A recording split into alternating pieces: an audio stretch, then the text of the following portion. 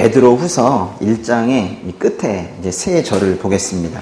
예수 그리스도께서 다른 날도 아닌 이 주일에, 다른 곳도 아닌 이 교회에, 또 이 자리에 끊임없이 부어주고 계시는 은혜가 있습니다.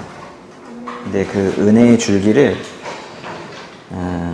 여기 계신 분들이 먹먹한 마음이 아닌 그 은혜의 줄기를 이렇게 민감하게 잘 감지해내는 그런 시간이 되기를 바랍니다. 오늘 보실 말씀은 그 베드로후서 1장의 19절, 20절, 21절인데요. 함께 읽겠습니다. 또 우리에게는 더 확실한 예언의 말씀이 있으니 여러분은 동이 터서 여러분의 마음속에 샛별이 떠오를 때까지 어두운 곳을 비추는 등불처럼 이 말씀에 주목하는 것이 좋겠습니다. 여러분은 무엇보다도 이것을 알아야 합니다. 곧 성경의 모든 예언을 자기 마음대로 해석해서는 안 된다는 것입니다. 예언은 언제나 사람의 뜻을 따라 나온 것이 아니라 성령의 감동하심을 받은 사람들이 하나님께 받은 말씀을 전한 것이기 때문입니다. 읽으시면서 눈치채셨겠지만은 이 세 절에 공통으로 등장하는 단어가 있습니다. 뭘까요? 네, 예언입니다. 예언. 성경에서 예언이라는 단어는 미래의 일을 예상하는 것뿐만이 아니라 어떤 경우에는 성경의 말씀을 잘 해석하는 것도 예언했다라고 표현하는 경우들이 있는데, 오늘 말씀 이 세 절에서의 예언은 우리가 흔히 그냥 생각하는 미래의 일을 예상하는 그 예언의 뜻으로 쓰인 말입니다. 두 번째는 20절 보면요, 성경의 모든 예언을 자기 마음대로 해석하지 말라고 합니다. 다른 성경 버전에서는 이 같은 말을 성경의 예언을 사사로이 풀지 말라고 했는데요, 같은 말입니다. 또 21절에 보면 예언은 성령의 감동하심을 받은 사람들이 하나님께 받은 말씀을 전한 것이다 라고 했어요. 거기 성경의 모든 예언이라는 말이 있는데요, 이 말에서 알 수 있듯이 성경이 모두 예언은 아니지만은 분명히 예언이라는 게 성경의 일부입니다. 여기서 예언이라는 말은 그래서 성경의 그 많은 예언 그 자체이기도 하지만 대표격으로 예언의 선포와 성취를 담고 있는 성경을 의미하는 것으로 보면 돼요. 거기 예언이란 단어가 오늘 19절, 20절, 21절에 나오는데 그거는 예언이라고 읽으면서 성경이라고 이해하시면 된다는 거예요. 20절과 21절 말씀의 취지와 유사한 말씀이 바울이 쓴 편지에도 있는데요. 바울이 디모데에게 보낸 두 번째 편지, 뭐라고 할까요? 디모데후서에서도 살펴볼 수 있는데요. 디모데후서 잠깐 펴보실까요? 디모데후서는 사도 바울이 쓴 마지막 서신입니다. 그래서 비슷한데요. 이것도 유언장인데요. 지금 우리는 베드로의 유언을 보고 있는데 바울의 유언, 디모데후서. 바울은 자식과 같은 후배 사역자인 디모데에게 이렇게 권면을 합니다. 디모데후서 3장 15절부터 보세요. 같이 한번 읽어볼까요? 또 너는 어려서부터 성경을 알고 있다. 성경은 내게 그리스도 예수 안에 있는 믿음으로 인해 구원에 이르는 지혜를 줄 수 있다. 모든 성경은 하나님의 감동으로 된 것으로 교훈과 책망과 바르게 함과 의로 교육하기에 유익하니 이는 하나님의 사람으로 모든 선한 일을 위해 온전히 준비되게 한다. 선배 목회자가 죽음에 가까워 왔을 때 그 모든 사역을 두고 떠나면서 후배 목회자에게 아주 간절한 마음으로 쓴 그런 편지예요. 조금 전에 읽은 말씀은 뭐 이런 뜻이겠죠. 야, 디모데야, 나 이제 얼마 남지 않았다.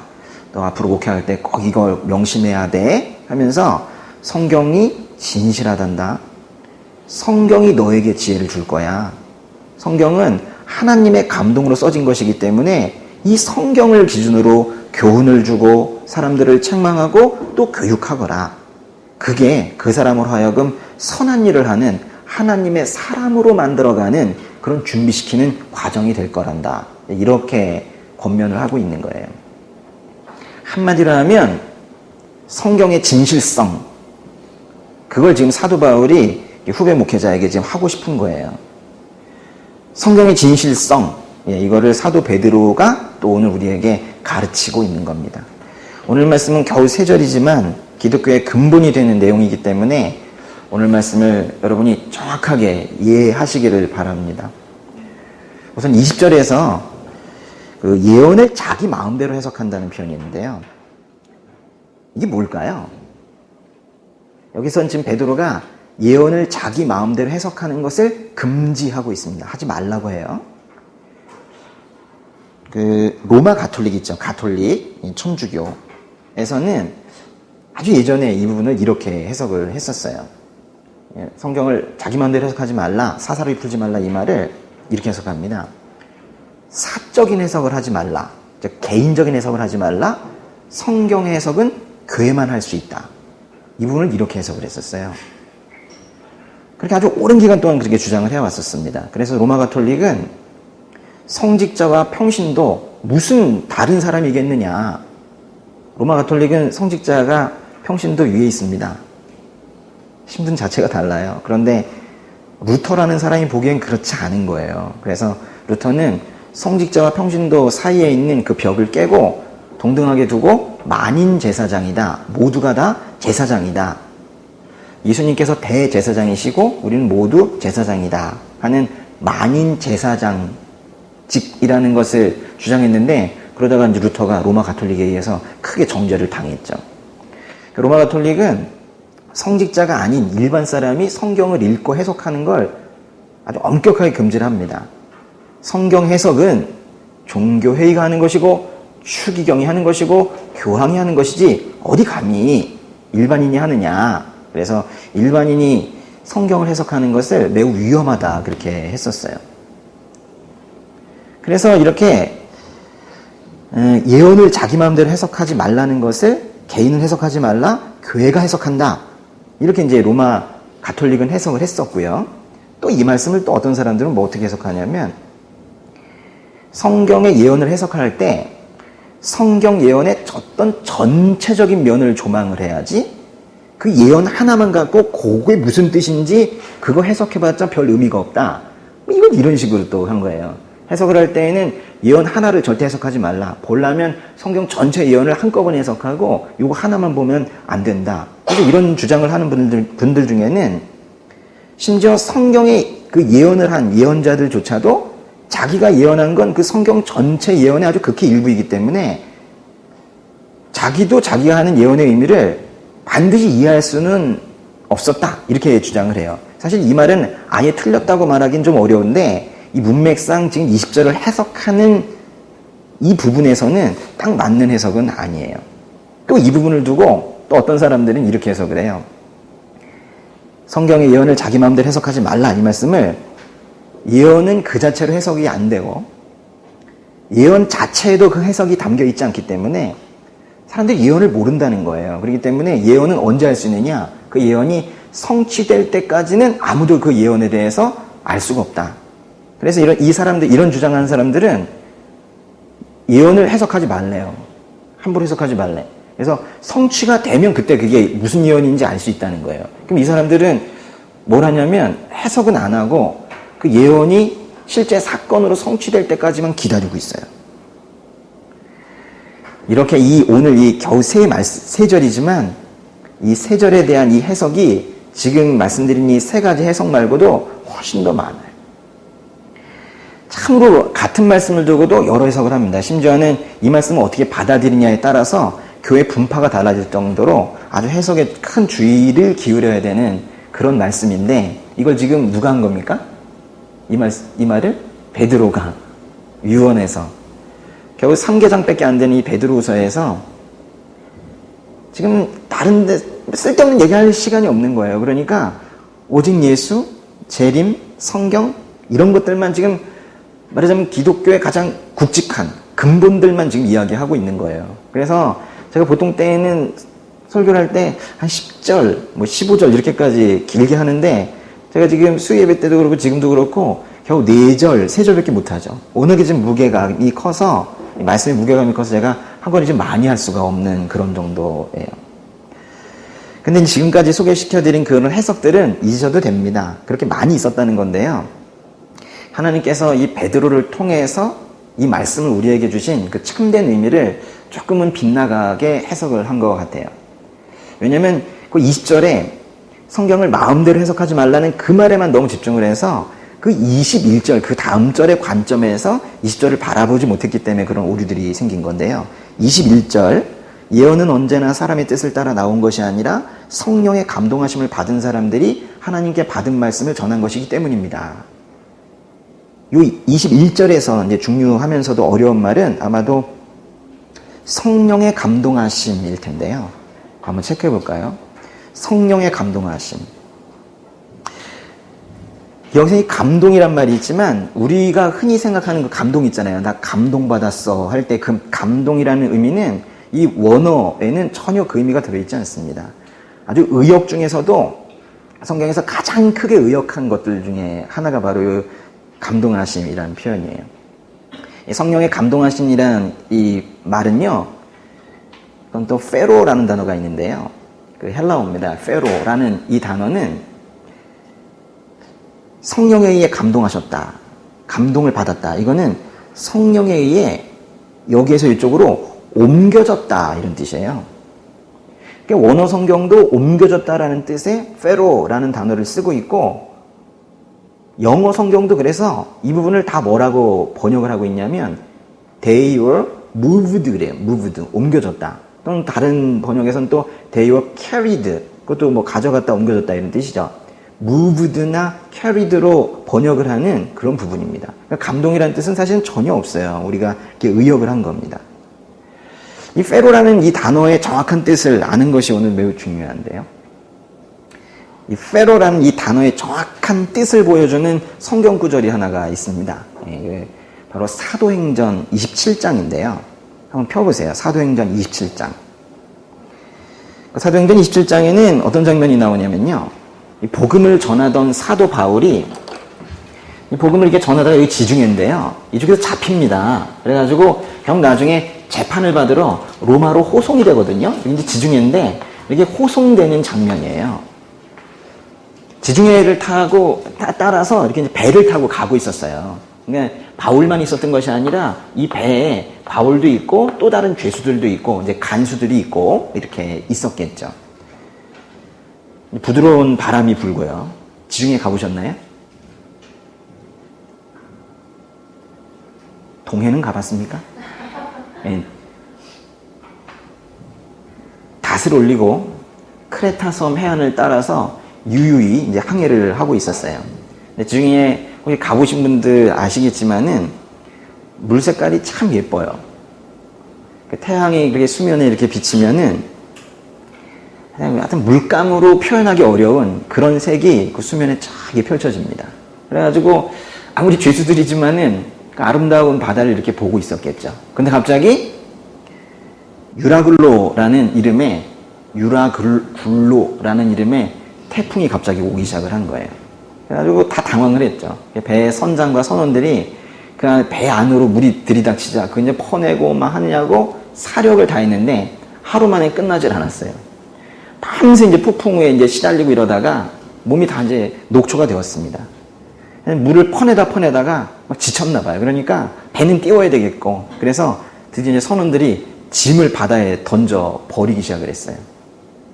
그리고 또 하루가 갔습니다. 계속 폭풍우가 멈추질 않고 그 다음 날에는 심지어는 배의 장비들 있죠. 원래 배에 있어야만 하는 그런 장비들도 다 버리기 시작을 했어요. 그래서 심지어는 그런 어려운 과정을 거치고 나서 나중에 뭐라고 표현을 했냐면 혹시 펴보셨으면 사도행전 27장의 20절 한번 보세요. 20절에 뭐라 했냐면 너무 오랜 기간 동안 폭풍우를 거쳤나 봐요. 여러 날 동안 해와 별도 나타나지 않고 폭풍만 계속 불어닥치자 결국 우리는 구조될 모든 소망을 포기했습니다. 그래서 완전히 자포자기 상태가 되어 있는 거예요.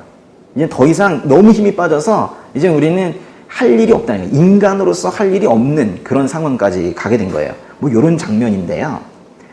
그 바로 앞에 있는 사도행전 27장의 15절을 보세요. 15절 한번 읽어볼까요? 배가 폭풍에 휘말려 방향을 잡을 수가 없었습니다. 그래서 우리는 배가 가는 대로 내맡기고 표류하다가 그랬죠. 거기 표류한다는 표현이 있죠. 이걸 이제 다른 번역에서는 뭐 폭풍에 의해서 쫓겨가다가 이렇게 표현을 했는데요. 표류한다, 쫓겨간다. 사실 쫓겨간다라는 표현이 더 정확한 의미인 것 같아요. 이때 이 쫓겨간다라는 이 단어가, 이 표류한다는 이 단어가 바로 페로입니다. 우리 아까 감동으로 해석한 그 단어예요.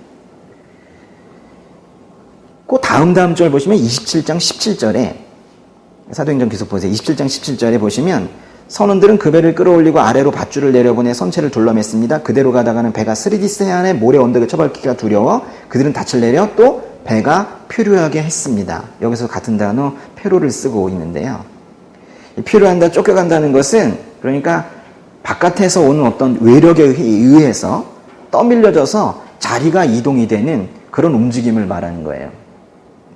바울이 탄 배는 폭풍과 너무 거세어서 이제 자기들이 힘으로 할 수 있는 게 전혀 없는 상태까지 간 거예요. 그럼 어떻게 해야 되는 거예요? 그저 거친 바람이 이리로 불면 가고, 물결이 저쪽으로 치면 또 가고, 북풍이 불면 또 그쪽으로 가고, 폭풍에 쫓겨서 폭풍에 떠밀려서 그렇게 다니고 있는 상태인 거예요. 그런 상태를 페로라고 하는 거예요. 그럼 이제 다시 돌아오셔서 오늘 말씀 베드로후서 2장 21절을 다시 한번 읽어보겠습니다.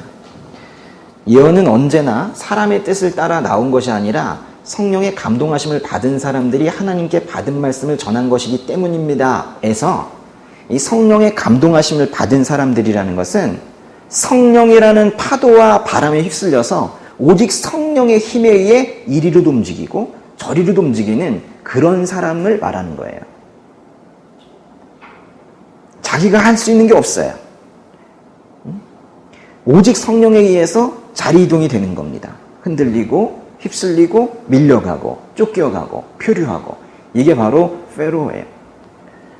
그렇게 성령에 의해 움직이는 사람들이 하나님께 받은 말씀을 전한 것이 예언이고, 그것이 모인 게 성경이라는 말이에요.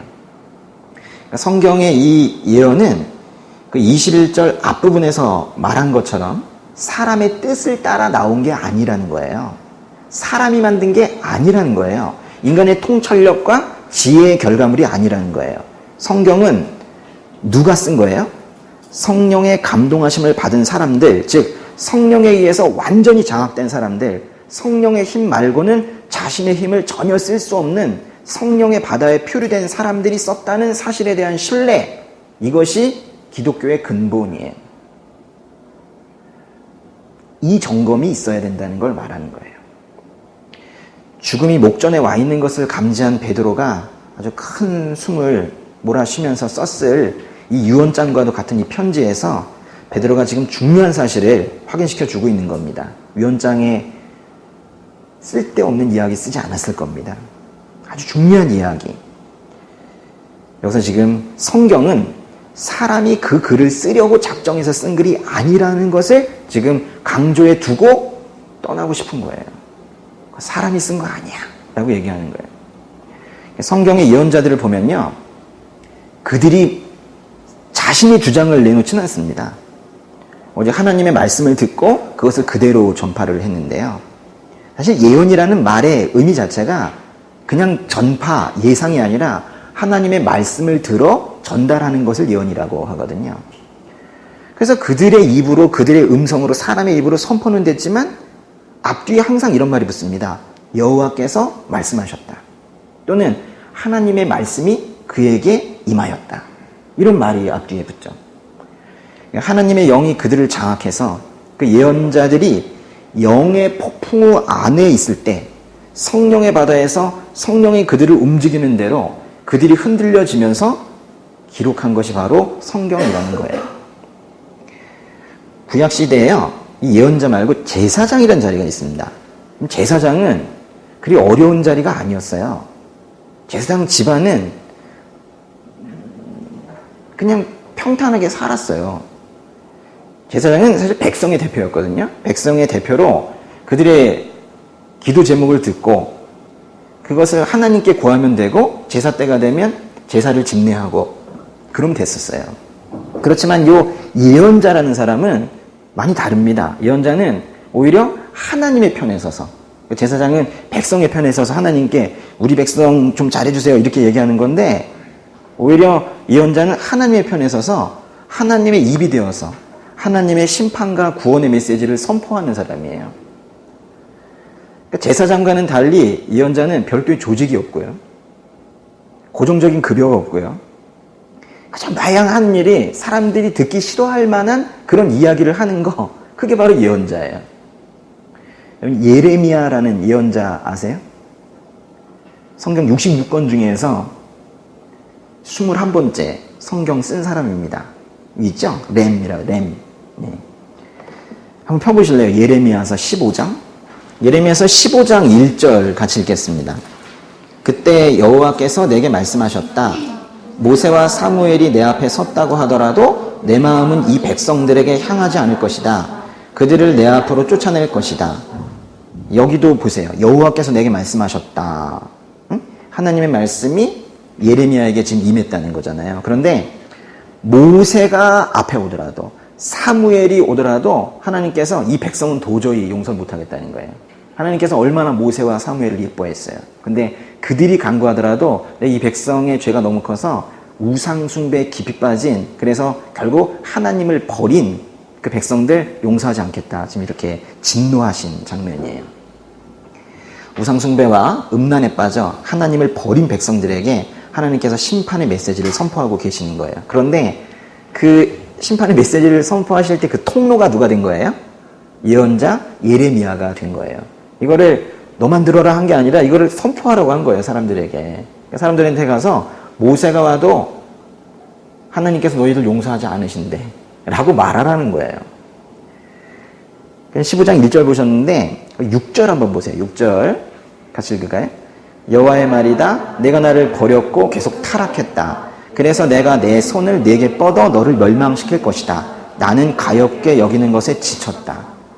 하나님께서 우리를 이렇게까지 끌고 가시는 그 가장 근저에 있는 사실 마음이 우리를 가엾게 여기시는 건데, 긍휼함이신데 그것도 지치셨대요. 이런 메시지를 지금 백성들에게 전하라고 예레미야에게 지금 명령을 하신 거예요. 그랬더니 백성들이 예레미야를 얼마나 싫어했겠어요. 실제로 싫어했고 조롱했고 감옥에 집어넣으려고 했고 핍박했습니다. 조금 뒤쪽에 예레미야서 20장으로 가볼게요. 거기에 7절, 예레미야서 20장 7절에, 이건 제가 읽을게요.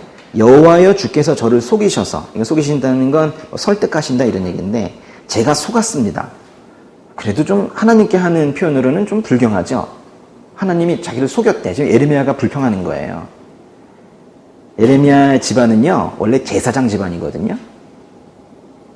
그러니까 예언자가 안 됐으면은 잘 먹고 잘 살 수 있었던 거예요. 그런데 하나님의 주권하에 강권적으로 예언자가 되어서 지금 사람들한테 욕먹고 심한 고난을 겪고 있다 보니까 지금 예레미야도 심기가 조금 불편해졌나 봐요.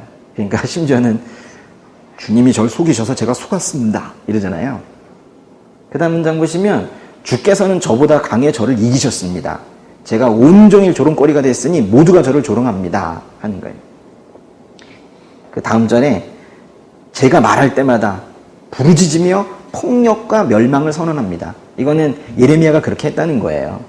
부르짖을 때마다 폭력과 멸망, 여기 멸망할 거라고 선언했다는 거예요. 하나님께서 그렇게 말씀하라고 하셨거든요. 그러니 사람들이 좋아할 리가 없죠. 그래서 그 다음 문장 보시면 그리하여 여호와의 말씀으로 인해 제가 온종일 모욕과 비난을 받습니다. 9절에 그러나, 재밌어요. 그러나, 그러니까 말하고 싶지 않잖아요. 말할 때마다 맞을 것 같으니까 사람들한테.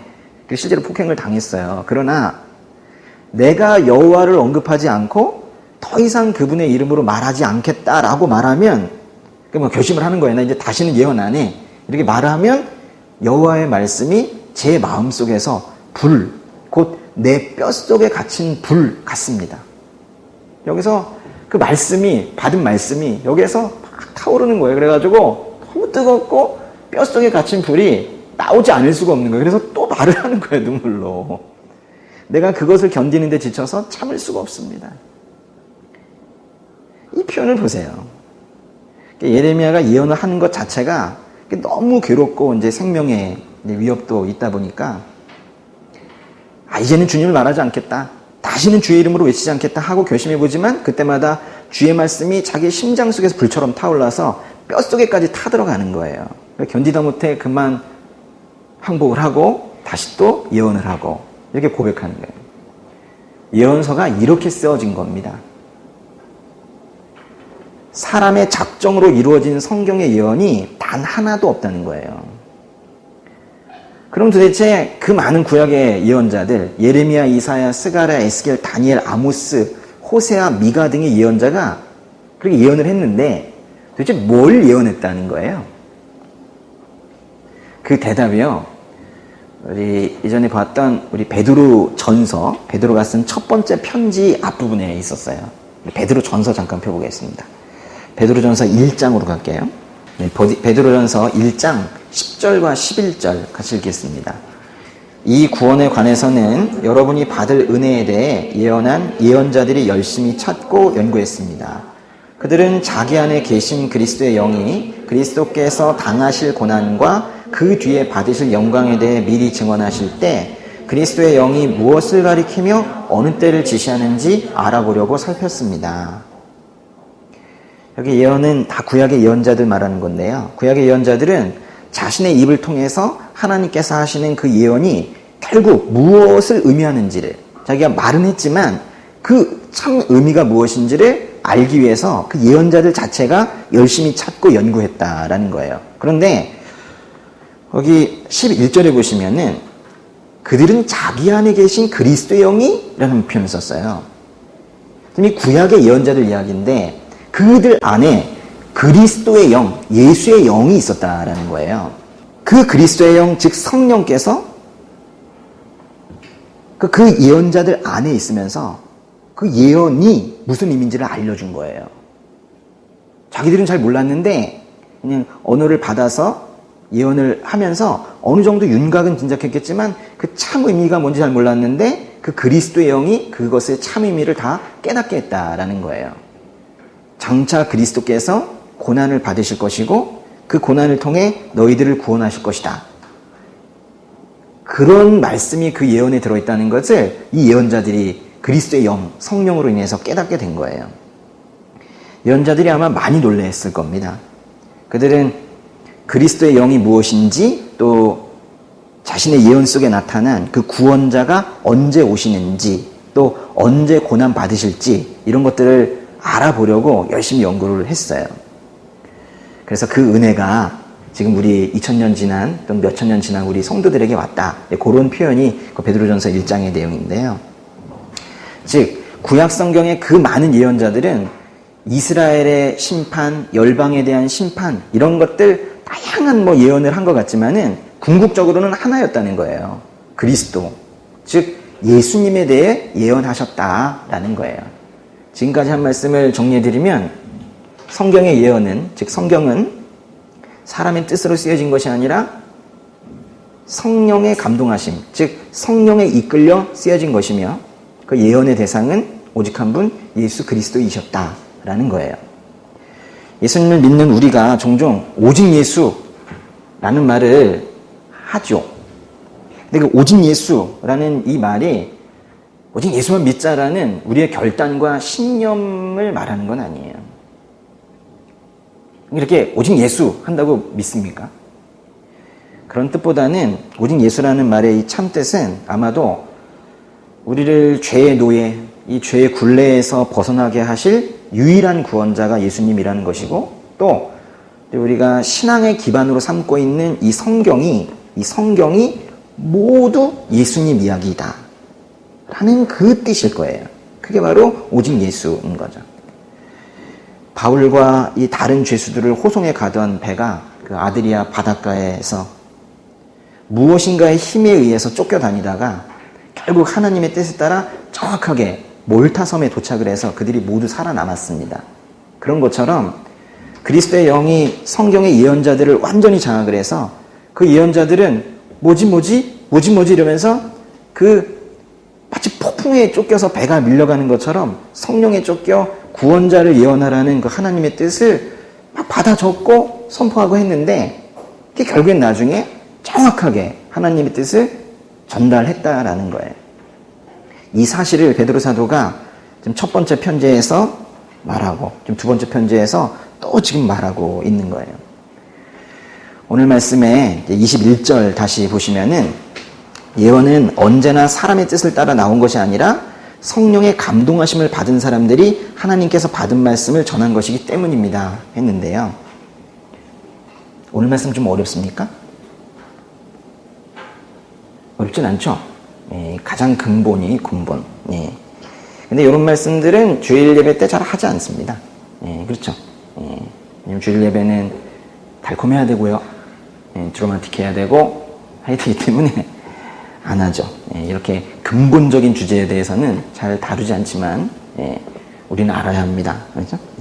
이 말씀은 특히 성경이 어떻게 기록되었는가, 즉 성경의 기록 방법에 대해서 우리에게 알려주는 건데요. 성경은 사람이 쓴 게 아니라는 거예요. 성령의 바다에서 오직 성령의 강하신 이끌림에 의해서 써진 것이다. 여러분 삼위일체라는 말이 있는데요. 성부 하나님, 성자 하나님, 즉 예수님, 그리고 성령 하나님은 세 위격으로 역할은 조금씩 다르시지만 결국 한 분이시다라는 그 말을 삼위일체라고 하는데요. 그러니까 그리스도의 영, 즉 성령에 장하게 되어서 성경이 기록되었다면 그거는 성령에 의해서만 장하게 된 것이 아니라 하나님의 뜻, 예수님의 뜻, 의도하심으로도 기록되었다라는 거예요. 그래서 그 디모데후서 우리 아까 보았던 그 3장 16절 있잖아요. 기억나십니까? 디모데후서 3장 16절. 뭐라고 되어 있었냐면 모든 성경은 하나님의 감동으로 된 것이라고 했는데요. 모든 성경은 하나님의 감동으로 되었다. 여기서 이제 하나님의 감동이라는 말은, 감동이란 말은 오늘 말씀에도 있는데 두 단어는 완전히 다른 건데요. 디모데후서에서 말하는 하나님의 감동이라는 말은 헬라 원어로 데오푸뉴스토스라는 단어인데 이건 뭔 뜻이냐면 데우스, 하나님이라는 단어와 푸네오, 뭔가 숨쉰다라는 단어가 합쳐진 건데요. 디모데후서 3장 16절의 감동이라는 단어는 하나님의 숨쉬심 또는 하나님의 입김으로 써진 책이다라는 뜻이에요. 근데 숨을 쉬신다, 입김이다. 저는 이런 표현보다는 저희 표현이긴 한데 저는 이거를 디모데후서에서 성경은 하나님의 감동으로 쓰여졌다. 이 표현을 저는 하나님의 숨결이라고 표현을 하고 싶은데요. 하나님의 숨결이다. 이게 좀 더 정확한 표현입니다. 성경의 하나님의 숨결이라는 이 표현은 성경은 하나님의 말씀이다. 맞는 말씀인데 이런 어떤 언어적 차원의 묘사보다 더 상위의 그런 표현 같아요. 성경에서는 하나님께서 우리에게 이제 알려주시고 싶으신 것들, 영적인 진리들, 비밀들, 말하자면 이런 어떤 지적인 것뿐만이 아니라 그런 하나님의 말씀으로 되어 있는 어떤 언어적인 것들뿐만이 아니라 성경에는 그 행과 행 사이에 무엇인가 다른 게 더 있다는 거예요. 성경에는 하나님의 영광, 하나님의 마음이 들어있습니다. 겉으로 보기엔 책인데 성령이 도우시면 그런 걸 깨달아요. 하나님의 기쁨, 하나님의 슬픔, 하나님의 아픔이 들어있고요. 그 행과 행 사이에 하나님이 이 땅을 향한 안타까움도 들어있어요. 조영현 형제를 향한 긍휼함 들어있고요. 정진우 전도사를 향한 긍휼함도 들어있고 배세문 형제를 향한 불쌍함, 긍휼함도 들어있고 류지연 자매를 향한 그런 안타까움도 들어있고 다른 사람들은 지금 더 심한 건데요. 더 그 사람들에 대한 그 불쌍함, 그 안타까움이 들어있다는 거예요. 이것을 깨닫는 것이 어쩌면 신앙일지 모르는데, 그러니까 그 말씀에 그 뭔가 아브라함 이야기를 하는 것 같고, 예레미야가 뭐 어디 다른 나라 얘기하는 것 같고 하는 거기에서 나에 대한 그 긍휼함, 나에 대한 사랑하심, 이게 있다라는 걸 이제 깨닫게 되는 것이 그게 이제 신앙의 성숙인데요. 우리는 성경을 통해서 영원하신 하나님께서 정말 중요한 어떤 것을 인간에게 알려주시기를 기뻐하신다라는 것을 발견할 수가 있는데요. 성경이라는 이 책은 인류가 죄악으로 인해서 하나님을 아는 지식에 도저히 도달할 수 없음에도 불구하고 하나님께서 인간에게 이 지식을 주기를 기뻐하신다는 걸, 그걸 지금 가르쳐주고 있는 거예요. 성경을 통해서 우리는 인간이 어떻게 생겨났는지에 대해서도 알게 되었고, 인간의 모든 이런 복잡 다단한 문제들의 그 근원의 근원을 쫓아가 보면 결국 죄의 문제였다라는 것도 우리가 알게 되었고, 또 하나님께서 죄에 관해서 어떤 일을 행하셨는지, 또 앞으로 죄에 대해서 어떤 일을 행하실 것인지에 대해서도 성경을 통해서 또 다 알려주신 거예요. 하나님께서는 성경의 이 많은 책 중에서 또 하나하나도 책이라고 부르는데요. 특별히 이 중에서 베드로 후서라는 이 책을 통해서 특별히 우리에게 또 강조하시려는 부분이 있는 거예요. 사실 1장 끝부분을 보고 있는데 2장부터 나올 아주 중요한 얘기가 있거든요. 2장, 3장. 그 얘기를 하기 전에 베드로도 또 베드로의 마음으로 바로 넘어갈 수가 없는 거예요. 그래서 이 성경에 대한 이야기를 짚어주지 않고는 못 넘어가겠는 거죠. 그래서 1장 끝에 이 3절이 준비되어 있는 건데요. 이 베드로후서라는 책을 통해서는 특별히 또 예수님께서 다시 오신다라는 그 예언을 강조하려고 하고 있습니다. 그 전에 지금 이 성경에 관한 3절을 준 거예요. 우리는 지금 예수님께서 다시 오시는 거, 한문으로 재림이라고 하죠. 그 이전에 살고 있습니다. 근데 만약 성경이 없었다면은 우리가 예수님께서 다시 오실 것이라는 사실을 어떻게 알고 또 어떻게 믿겠어요? 만약 그게 이제 기록이 만약에 없는데 어떤 목회자가 뭐 기도를 했는데 천사가 나타나서 알려주었다. 우리가 믿을 수 있을까요?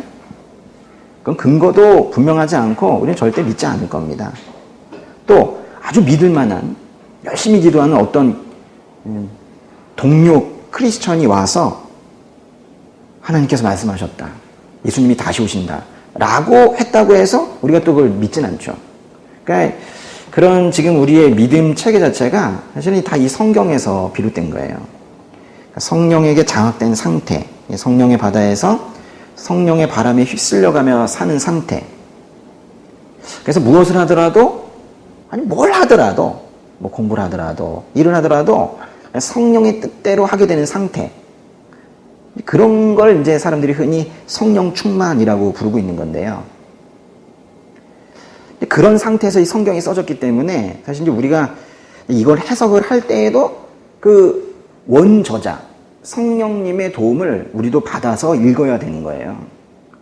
즉 예수님을 믿고 이 안에 계신 예수의 영의 도움을 받아서 성경을 읽어야 한다라는 거예요. 만약에요, 예수님을 믿지 않는 사람이 성경을 읽는다면 어떻게 될까요?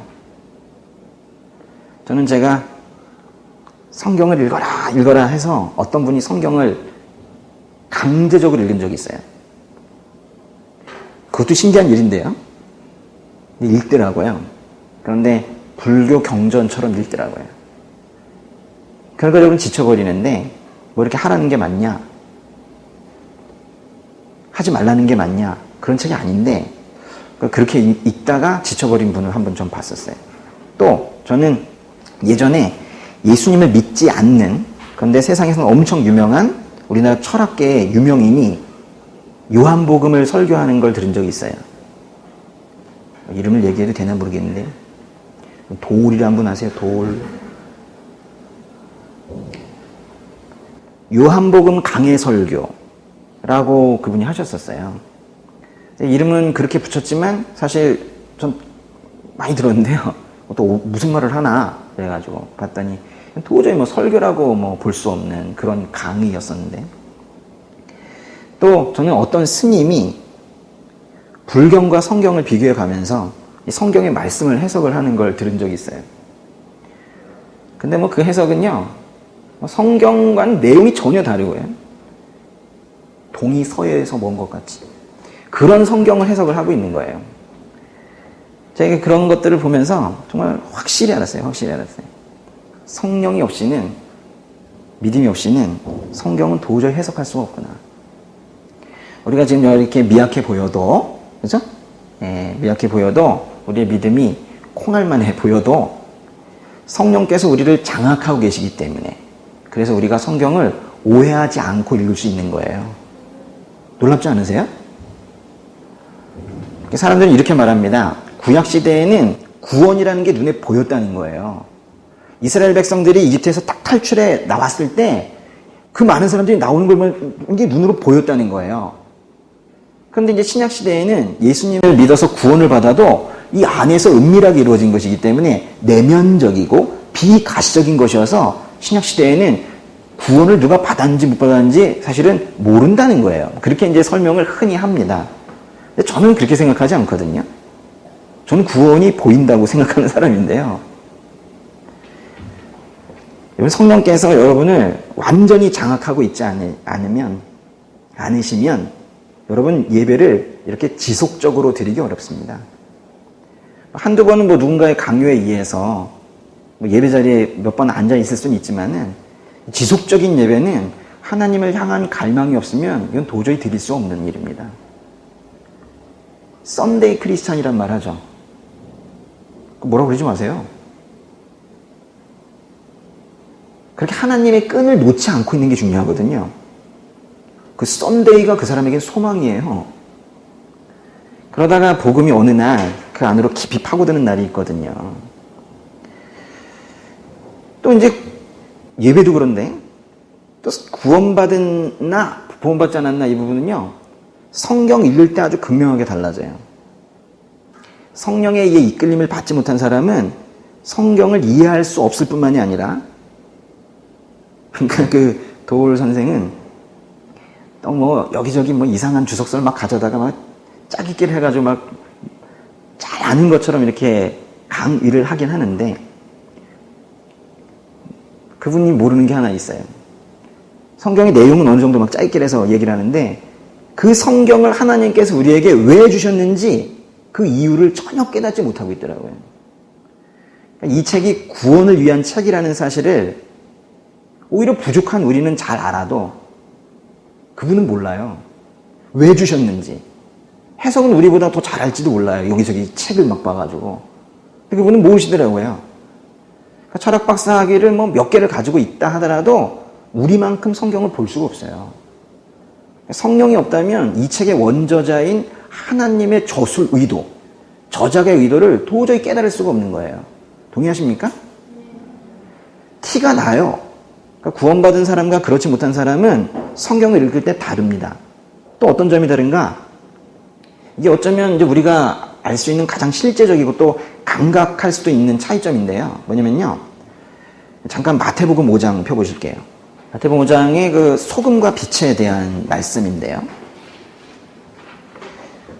5장 13절부터 16절까지 좀 길지만 같이 읽겠습니다. 아주 귀한 말씀이죠. 너희는 이 땅의 소금이다. 그러나 만일 소금이 짠맛을 잃어버리면 어떻게 다시 짜게 되겠느냐. 아무데도 쓸 데가 없어 바깥에 버려지고 사람들에게 짓밟힐 것이다. 너희는 세상의 빛이다. 산 위에 세워진 도시는 숨겨질 수 없다. 등잔을 켜서 그릇으로 덮어두지 않고 등잔대 위에 두어 그 빛을 집안에 있는 모든 사람들에게 비추는 것이다. 이와 같이 너희도 너희 빛을 사람들에게 비추라. 그래서 그들이 너희 선한 행실을 보고 하늘에 계신 우리 아버지께 영광을 돌리게 하라. 이 말씀을 읽을 때 성경을 하나님의 말씀과 하나님의 숨결로 받아들이면서 이 말씀을 하신 예수님을 나의 주인, 구주로 고백을 한 사람들은 거기 13절에, 14절에, 16절에 거기 너희라는 말이 있죠. 자기도 모르게 그 너희에 자신을 포함시켜서 읽어요. 그래도 16절에 끝에 보시면 우리 아버지께라는 말이 있죠. 예수를 구주로 고백한 사람들은 자기도 모르게 그 우리에 자신을 포함시켜서 읽어요. 그러나 하나님을 믿지 않는 사람들은 그 심령 자체가 이 너희와 이 우리에 자신을 결코 포함시키지 못합니다. 물론 이것이 성경에 근거하지 않았다. 그래서 어디 유명인의 말이라고 거짓말 쳐서 하면 그땐 그렇게 읽을지 모르는데 최소한 이게 성경에 있다라는 것을 아는 이상은 절대로 여기에 자신을 포함시키지 못해요. 그럼 여러분 중에 이제 누구는 이렇게 말씀하실지도 몰라요. 저는요, 좀 믿음이 약한데, 그런데도 불구하고, 저는 저 말씀을 읽을 때, 그래도 너희라는 말과 우리라는 말에 저는 저를 포함시켜서 읽게 됩니다. 왜 이럴 수 있죠? 또 저는 맨날 고꾸라지고 화내고 성령 충만하지 못한데 그래도 저 말씀을 읽을 때에는 다 저에게 주시는 말씀을 읽어요. 뭐 이럴 수 있죠. 여러분, 지난주에 제가 성령 충만에 대해서 조금 말씀을 드렸었는데,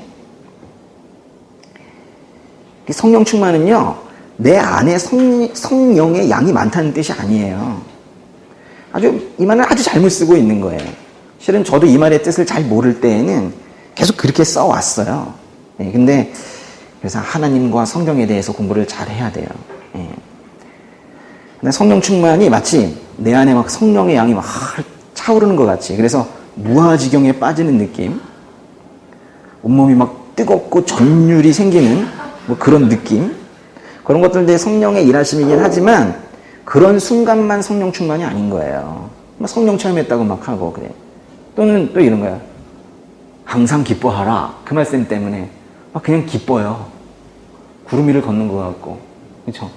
행복해요. 갑자기 막 행복하대. 행복하다는 말을 하루에도 수십 번씩 해요.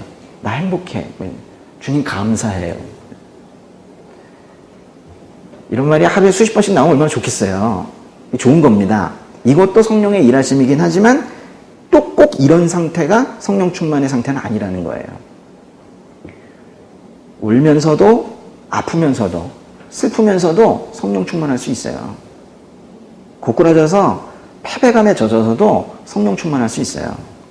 성령을 놓지 않고 있으면, 이 아니라 성령이 여러분을 놓지 않고 있으면 그게 성령 충만인 거예요. 그러니까 성령 충만은 어떤 성령이라는 에너지, 어떤 성령이라는 어떤 포인트가 내 안에 이렇게 차오르는 것처럼 10리터, 20리터 이렇게 3포인트, 5포인트 이렇게 차오르는 것처럼 이렇게 이해를 하면요, 아주 성령을 크게 모독하는 겁니다. 성령을 도구화시키는 거거든요. 그러니까 마치 내가 뭐 이게 차올라야지 내가 힘이 있는 것처럼, 그러니까 성령을 어떤 분자와 물질처럼 내 기분을 업시켜주는 어떤 액체나 기체처럼 다들 그렇게 생각하고 있는 것 같아요. 아닙니다. 성부, 성자, 성령, 하나님은 한 분이신 하나님이세요. 왜 하나님, 예수님 이렇게 님 이렇게 붙이면서 성령은 늘 성령님이라고 안 그래요? 사실 뭐 이렇게 존칭을 쓰는 나라는 우리나라밖에 없긴 합니다. 그죠? 일단 예수라는 말 자체가 존칭이기 때문에 거기에 굳이 님을 안 붙여도 되지만은 또 우리나라는 또 안 붙이면 또 뭐라 그래요.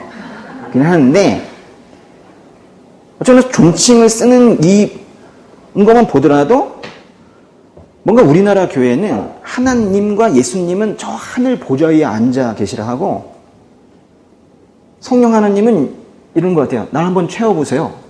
내 안에 한번 차보세요. 또 이러고요. 심지어는 하나님께, 같은 하나님인데 성령 좀 보내주세요. 나 지금 성령이 좀 필요합니다. 마치 무슨 성령을 에너지원이나 비타민처럼 이렇게 그렇게 생각하고 있는 것 같아요. 아닙니다.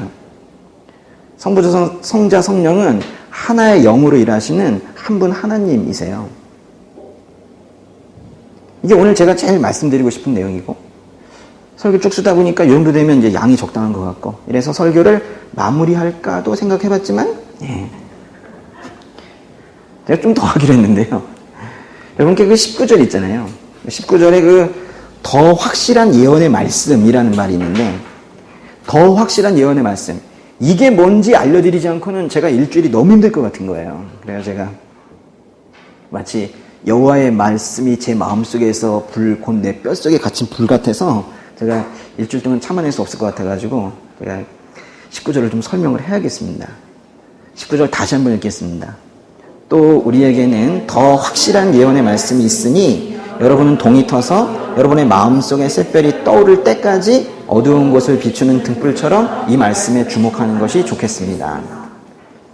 여기 더 확실한 예언의 말씀이라고 했는데요. 도대체 무엇이 확실하다는 건가? 더군다나 더 확실하다면 다른 것과 지금 비교 대상이 있다는 거잖아요. 또 그렇다면 또 그 더 확실하다는 예언과 비교되는 건 또 뭔가? 저는 이 말씀이 너무도 어려워서 사실 베드로후서를 읽을 때마다 좀 창피하긴 하지만 이 부분은 19절, 21절, 22절 사실 그냥 계속 넘어갔었어요. 너무 어렵더라고요. 여러분 뭔지 아시겠습니까? 그래서 이 더 확실하다, 그러니까 비교 대상이 있어야 되니까 어떤 사람들은 그 앞에 있는 그 16절에 교묘히 꾸며낸 신화, 즉 이제 사람들이 만들어낸 허구, 그거랑 비교를 하는데 그거랑 또 비교 대상은 또 아닙니다. 베드로 사도가 지금 이전까지 계속 자신의 이야기를 또 했어요. 단순히 그 자신이 한 증언들보다 이 성경의 예언이 더 확실하다고 뭐 이렇게 말하는 것도 아니에요. 그 19절에 더 확실한 예언의 말씀이라는 요 말이 있는 요 19절, 그 바로 앞에 18절이 있는데 그 16절부터 18절까지 그 내용이 뭐예요? 예수님과 베드로, 요한, 야고보가 높은 산에 올라갔을 때 예수님께서 변모하시는 모습을 본 그 변화산 사건, 그것에 대해서 베드로가 증언하고 있는 거거든요. 그 변화산에서 예수님께서 당신의 신적 모습을 드러낸 것보다 더 확실한 게 어디 있겠어요. 그러니까 그 뒤에 19절에 있는 뭔가 더 확실하다는 거의 비교 대상이 또 그 앞에 있는 내용도 아니에요. 그러니까 지금 앞에 있는 내용들은 다 비교 대상이 아니라는 걸 좀 말씀을 드리는 거예요. 그럼 뭐냐 이거예요. 무엇과 비교하고 있냐는 거예요. 답을 말씀을 드려야 될 것 같은데요. 여기서 더 확실한 예언이라는 건요, 구약 성경의 그 예언과 그 예언이 성취되었을 때를 비교하고 있는 건데요. 말하자면 어떤 다른 대상 두 개를 비교하고 있는 게 아니라 이 두 개를 비교하는 거예요. 구약의 예언과 그 예언의 성취를 비교하고 있는 거예요. 예언 자체와 그 예언이 성취된 거, 그 두 개를 비교하는 거예요. 말하자면 이제 더 확실하게 되어진 거는 결국 예언 그 자체인데요. 그러니까 예언이 그 예언으로만 끝난 게 아니라 그 예언이 성취됨으로 인해서 그 예언이 더 확실하게 되었다라는 의미예요. 예수를 예언한 그 많은 구약 성경의 예언들이 예수님으로 인해 성취되었기 때문에 그 예언들이 더 확실해졌다라는 말이에요. 예언 자체도 그러니까 확실한 것이었는데 여기서 더 확실하다는 것은 그 확실한 것의 말 그대로 비교급이잖아요.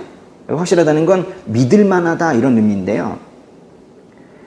더 믿을만하다 하셨다는 거예요.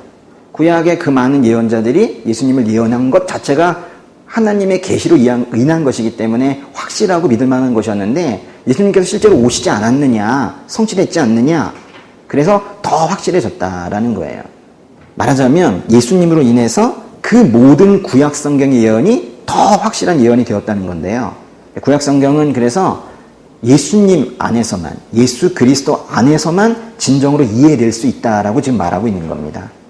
구약이 없이 신약이 있을 수 없고 신약이 없이 구약이 있을 수 없어요. 구약은 예수님에 대한 약속이고 예수님의 그림자이며 상징이고 예표입니다.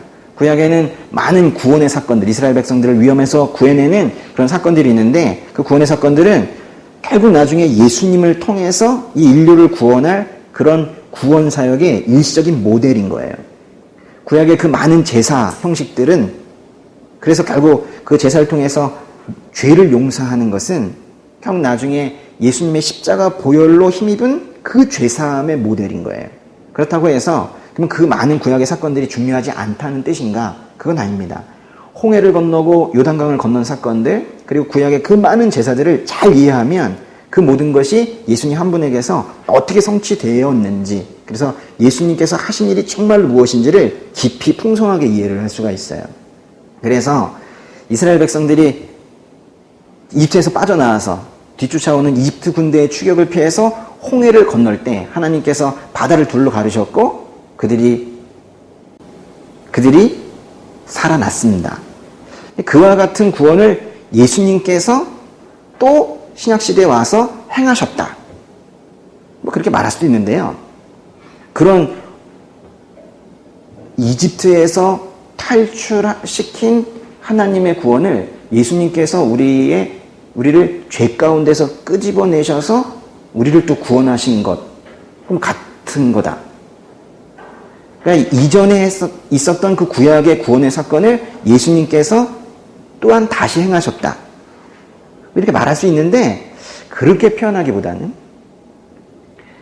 예수님께서 구원을 하기 위해 이 땅에 오시기 위해서 그 이전에 하나님께서 미리 예수님의 예정되는 표식, 그걸 우리가 예표라고 하는데요. 그런 사건들을 먼저 행하신 거예요. 이거는 엄청난 사실 사고의 전환인데요. 다시 한번 들어보세요. 어떤 구약의 홍해를 건넌 사건, 그것을 미리 학습을 통해서 알려주고 그리고 나중에 예수님께서 그와 비슷한 사역을 하셨다. 이게 아니라 중심은 예수님의 사역에 있는 것이고 예수님께서 우리의 죄를 용서하실 그 구원의 일을 하실 것을 위해서 미리 하신 거라고요.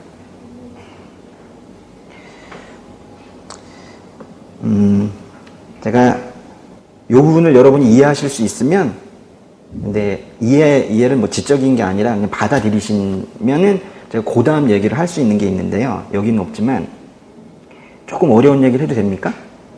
네? 조금 지금 말씀드린 건 이해가 되시죠? 네. 우리가 알아야 믿어요. 알지 못한 건 믿을 게 없어요. 왜냐면 믿을 대상이 없으니까. 그런데 그게 맞아요. 근데 나중에는요, 좀 더 신앙이 성숙하고 나면 믿어야 알게 되는 것도 있어요. 그 이전에는 믿음의 분량이 적을 때에는 아무리 얘기를 해도 이해가 되지 않는 부분들이 몇 개가 있어요. 성경이 좀 그런 게 있어요. 그 중에 하나가 뭐냐면, 제가 여러분을 믿고 얘기하는 겁니다. 예. 이해되지 않으시면은 그 유튜브를 나중에 봐야겠다. 뭐 이런 생각하시면 돼요. 예. 근데 지금 받아들일 수 있을 것이라고 생각이 되어서 제가 지금 항상 이야기하고 싶은 거지만 숨겨놓은 이야기인데요. 뜸들이지 말고 얘기하라. 뭐.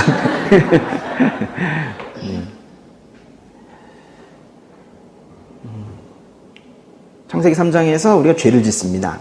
죄를 지어서 하나님께서 깜짝 놀라셔서 얘가 왜 죄를 짓지? 이래가지고 부랴부랴 속죄의 프로그램을 가동을 시키셔서 모든 시간 타임라인을 딱 정하시고 사람들을 그 시나리오별로 그 각 지에다가 이렇게 배치를 시키고 그 다음에 가장 정확한 때 로마 제국 때 다니엘의 예언처럼 딱 그 시기에 예수님께서 십자가에 달리셔서 죽으시고 그래서 죄를 용서하셨다.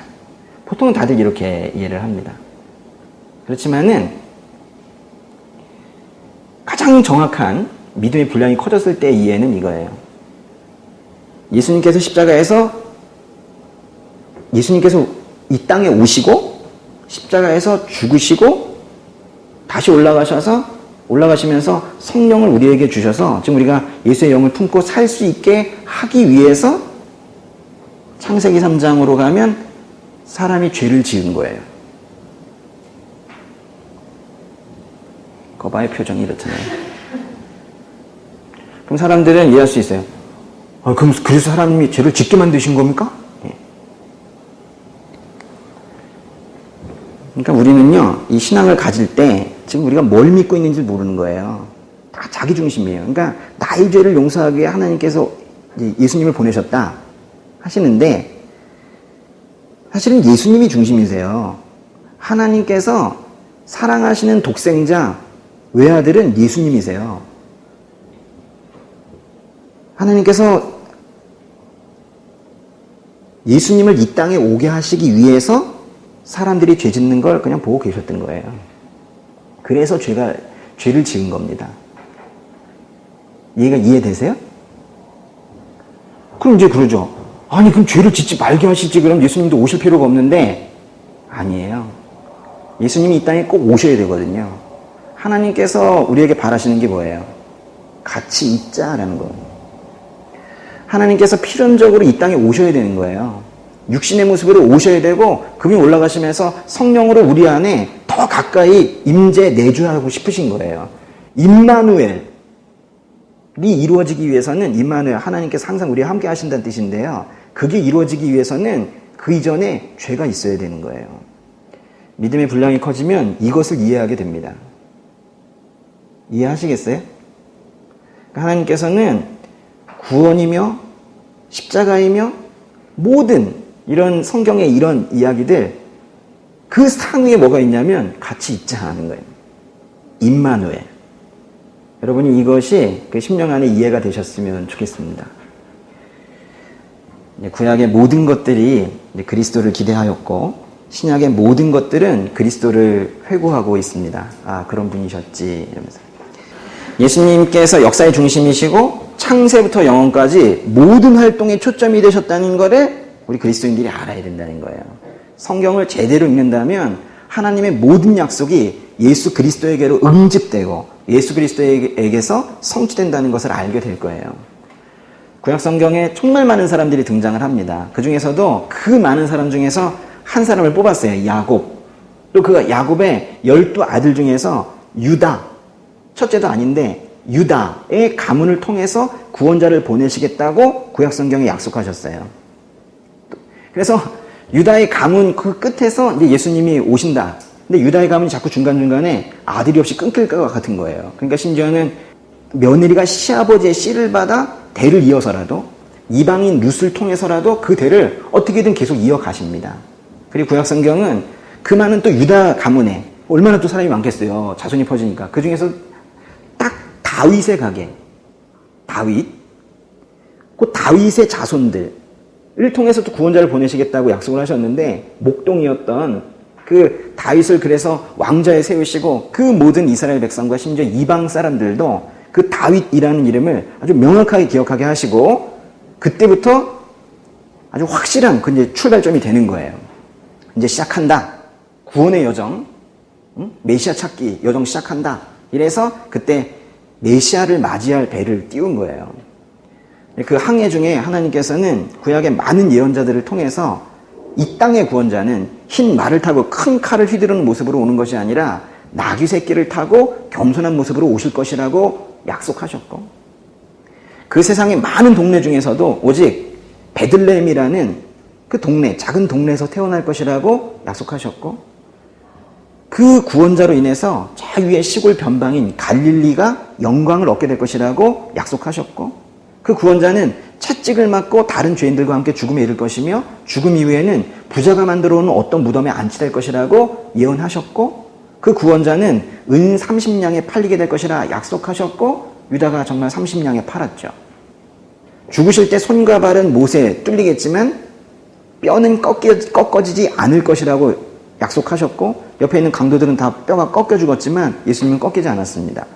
그 구원자는 죽었다가 다시 부활할 것이라고 예언을 하셨습니다. 지금 말씀드린 게 신약의 내용이 아니라 다 이 구약에 있는 말씀들인 거예요. 이것이 모두 예수님의 삶에서 성취되었어요.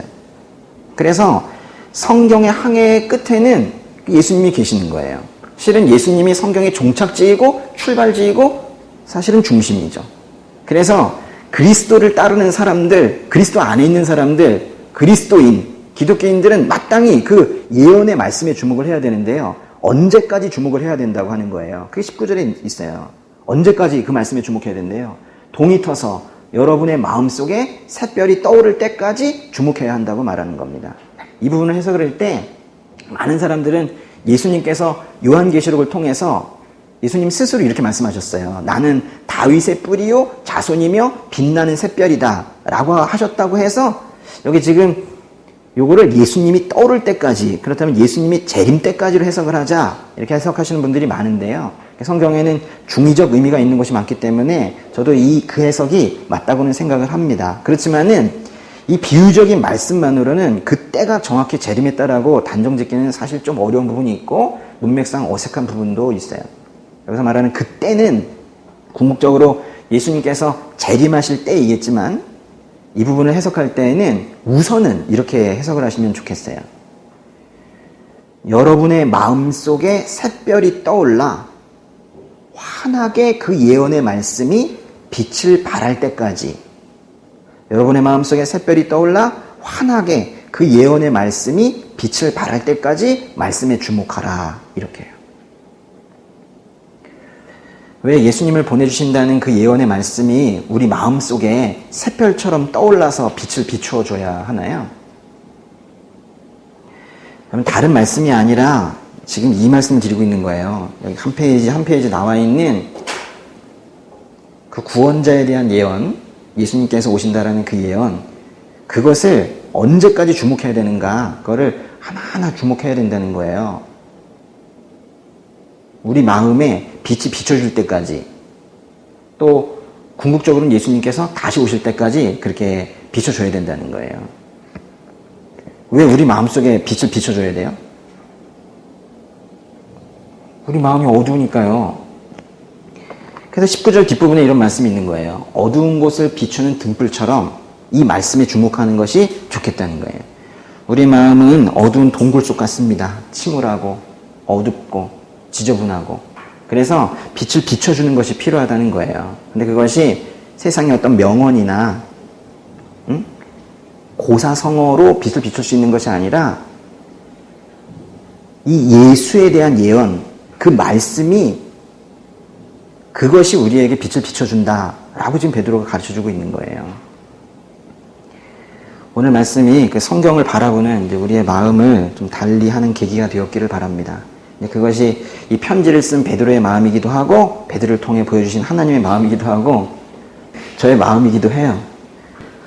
하나님의 숨결로 성령의 감동하심으로 써진 이 성경의 모든 예언의 말씀이 예수님을 우리에게 보내주시기 위한 것이었고 그로 인해서 우리의 어두운 삶에 소망의 빛이 비춰졌다는 사실을 알고 믿고 감사하는 우리 귀한 성도님이 되시기를 주의 이름으로 축원합니다. 기도하겠습니다.